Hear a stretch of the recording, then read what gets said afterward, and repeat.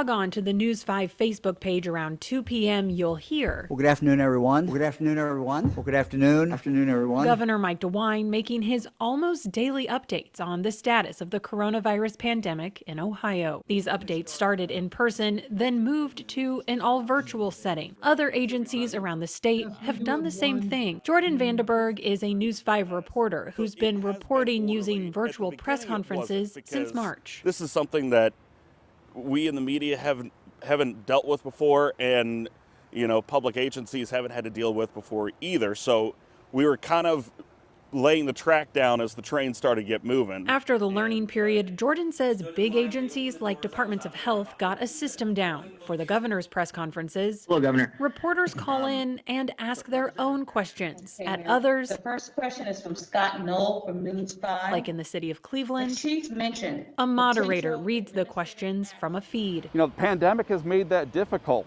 in a lot of instances, but we're not going to stop trying because we believe there are real questions out there that need real answers. Scott Knoll is an investigative reporter with News 5. He spends time waiting on Facebook Live events. Hello, and welcome to today's Cuyahoga County and Board of Health media briefing. Navigating the newest iteration of a press gaggle. I think one of the biggest challenges is just getting that face-to-face interaction and being able to, if somebody says something and it doesn't make sense, being able to challenge that. That's our job. That is what we need to do a lot of times to get the hard answers to the questions we're asking. Earlier this month, Scott was waiting on a Facebook Live. He had questions for Mayor Frank Jackson. 3 different times, Scott typed his question into the live chat, and it wasn't asked by the moderators, Scott Knoll from News 5, until the very end. The biggest problem there is a lot of times you can't ask that follow-up question. If somebody doesn't answer your question and instead just talks around the issue, you need to be able to have that back and forth to make sure you get the answers that people want. Follow-up questions, which I would contend are sometimes the most important questions to ask, they're borderline impossible. Not only have press conferences changed, limiting access, some officials, like Mayor Jackson, are not giving interviews. News 5 asked city public information officers why. Spokespeople pointed back to the mayor's press conferences 2 weeks ago. why won't you answer verbal questions?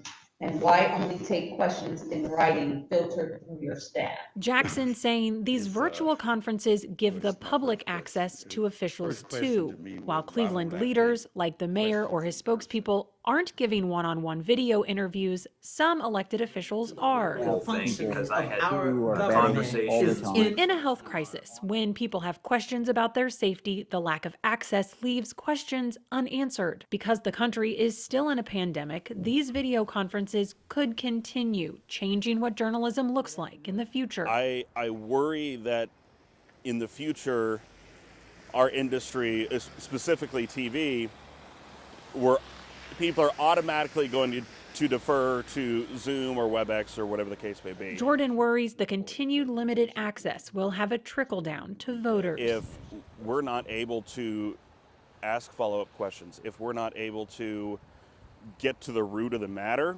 because we're doing, we're exchanging information over Zoom, it has a chilling effect. Caroline Sweeney, News 5.